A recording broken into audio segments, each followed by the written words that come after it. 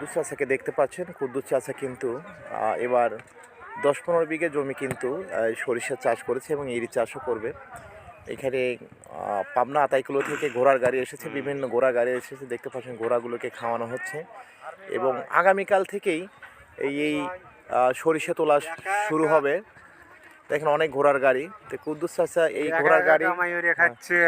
ঘোড়ার গাড়ি ভাড়া করার জন্য কুদ্দুস চাচা এখানে এসেছে। তো কুদ্দুস চাচা কেমন আছেন? আছি, ভালোই আছে, আল্লাহ ভালোই রাখছে। আবার শস্য কেমন হয়েছে? শস্য এবার জন্মেছিল ভালো, কিন্তু ফলন একটু কম হবে। না, এই যে এত স্টিল থেকে শুরু করে সার কেমিক্যাল আল্লাহর কাছে শুকরিয়া। মানে আবহাওয়া একটু বৈরী ছিল না? আবহাওয়া বৈরী ছিল, কুয়াশা ছিল অনেকদিন, 15 কিন্তু বেলায় দেখতে পাইনি, বেলায় দেখা যায় না, ওই জন্যই মানে আর এইগুলো ভালো, দানাগুলো ভালো হয় না, দানাগুলো একটু কম হবে। হ্যাঁ, ফল একটু কম হবে। এমনি খেতে শস্য আছে। এখানে ঘোড়ার গাড়ি কয় টাকা করে নিচ্ছে? এখানে ঘোড়ার গাড়ি প্রথম আসছে তো বাজার রেট ওঠে নাই এখনো। গত বছর ছিল 250। গত বছর ছিল 250 খ্যাপ। খ্যাপ হলে 250, আর দূর দূরান্ত বুঝে জায়গা দূর দূরান্ত আবার এক খ্যাপে সময় লাগে। হ্যাঁ, দূরে হলে একটু বেশি নেয়, কাছে হলে কম নেয়। এক বিঘাতে 30,000 টাকা খরচ, আর ফসল পাচ্ছি 20-25,000। এখন কি লাভ না ক্ষতির দিক দেখতেছেন? এবার লাভ খুব একটা হবে জানি, কারণ হলো যে ওই শস্য প্রচুর পরিমাণ খরচ হয়েছে। হ্যাঁ, লিচের জমি রাখছি 16,000 টাকা, আবার প্রতি বিঘে 5,000 টাকা শস্যই খরচ হয়ে গেছে, আর এই তো আছেই।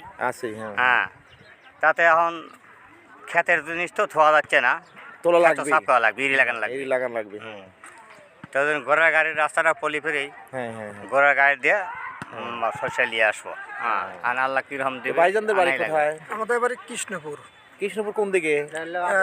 আতাইকুলা সাথিয়া। আমি তো গেছিলাম ওইদিকে, গোপালপুর টোপালপুর দিয়ে বেড়ে আইলাম কালকে। সাথিয়া থানাতেই। না, বর্তমান ভাগ হয়ে গেছে না? আতাইকুলা হয়ে গেছে। আপনার বাড়ি কোথায়? ওই যাই একই শুন যায়, এগুলো থানায় আমরা একই জায়গায় থাকেন বাড়ি।